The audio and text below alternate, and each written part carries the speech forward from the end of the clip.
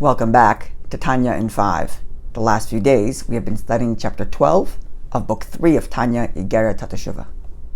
In chapter 11, the Alter Rebbe explained why Teshuva is accompanied with great joy, knowing with full confidence that God is forgiving us and that God is lovingly embracing us after our temporary separation caused by our sin. The Alter Rebbe concluded the chapter by saying that notwithstanding all of this, we are to remember, at least somewhat at a distance, our sin. And the reason we ought to remember our sin is twofold. First, he said, it keeps us humble, remembering what we've done and what inherently we're still capable of doing. And number two is that remembering our sin helps us accept stresses in life with joy. In this chapter, he explains why that is. It's based on a very important principle, which is that everything that takes place or that we do in this physical world has much greater impact and significance in the spiritual world. So if we were to get cleansed or quote unquote punished for a sin here in this world, it would take much less stress and pain than if we were to get that same cleansing in the spiritual life world in life after death. The example he gives is like a shadow. When a shadow of a tree on this earth moves an inch, it's because the rotation of the sun moved thousands of miles. So the more distant something is, the smaller the effect seems to be here in our world. Or another way of saying that is, a smaller change here in this physical world implies a much greater change at a larger distance. So when we go through a little bit of pain in life here, it is equal to what would require much greater pain in life after death if that were the way we were to be cleansed. And therefore, when a person goes through stress in life, remembering their sin, they can be joyed, knowing that they are being cleansed here in this world with the relatively less pain than if they were to go through the cleansing in life after death. And this same principle, says the Alter Rebbe, applies to our Torah and mitzvahs.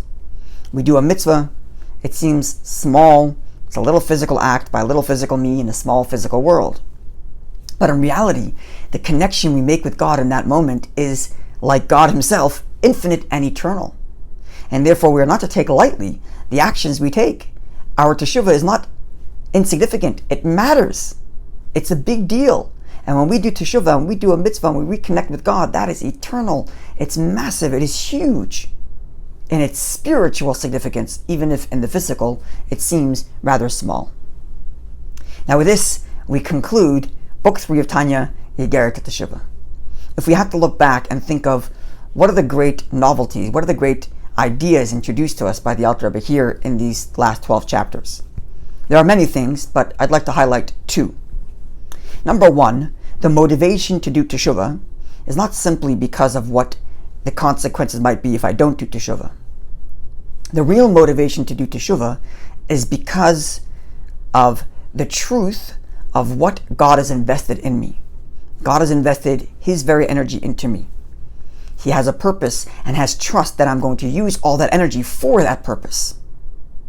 And squandering it is the greatest catastrophe ever.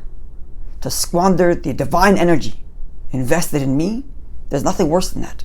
And that is a reason for Teshuva, to restore that connection I have with God, to restore that faith God has in me to fulfill my purpose. And the second thing I'd like to highlight is that we should not think of Teshuva as something scary. It's very serious. Teshuva is a very serious business, but it isn't scary in the sense that if I don't do Teshuva, what's going to happen to me?